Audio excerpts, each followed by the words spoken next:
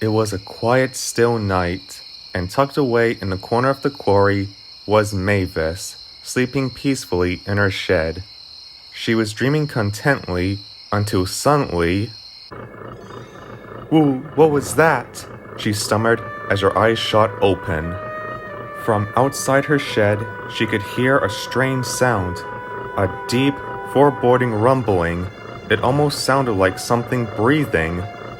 Before Mavis could even process what was happening, several loud bangs ranged out, cutting through the still nighttime air. "Oh, help!" shrieked Mavis. It was all too much for her, and she screwed her eyes shut tight. "A monster?" Toby couldn't help but laugh. "Of all the tricks, Mavis, I wouldn't fancy you for using something so obvious." Mavis went red in the face. She was foolishly trying to recount her night's ordeal to Toby.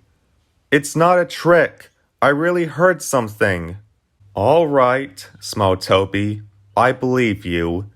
But really, a monster? I think you might have gotten yourself a little bit worked up. Are you sure it wasn't a dream?" "It wasn't," protested Mavis. "It sounded just like a proper monster."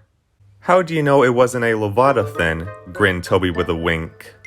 Mavis, not understanding the old tram's joke, went redder than ever. "Oh, fiddlesticks and fudge! Some help you are!" she bemoaned as she flounced away. She spent the rest of the morning sulking. "It wasn't a dream. I did hear something. I did," she muttered to herself. "Calm down, girl," soothed her driver. "No need to let it ruin your day." But Mavis wasn't comforted. "But what if it comes back?" The driver laughed.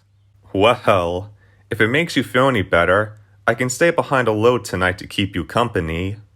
Mavis pretended to be indifferent, but deep down, she was thankful for the offer.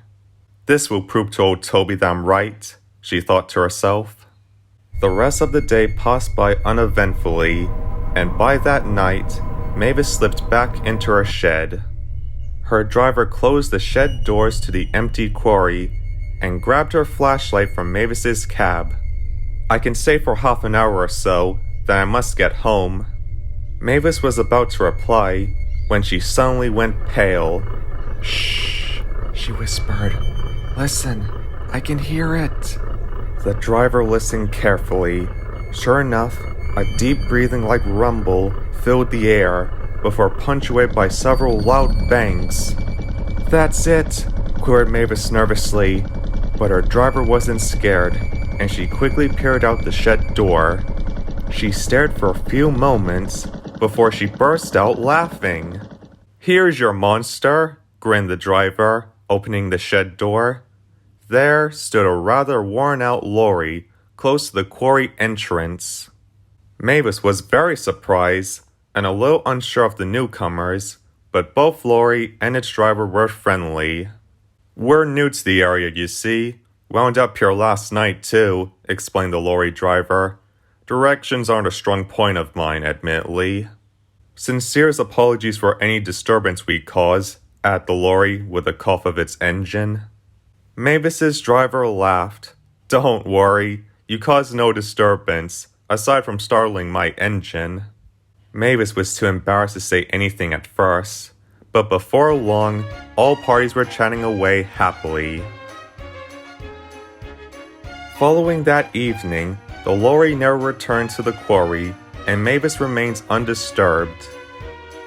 However, whenever she goes down the tramway, she will often see her friend nearby, especially hear them, as their engine still makes a dreadful racket. Mavis and her driver laughed and began to call them Sputter. Sputter loved the name and has worn it happily ever since. Mavis was very pleased too.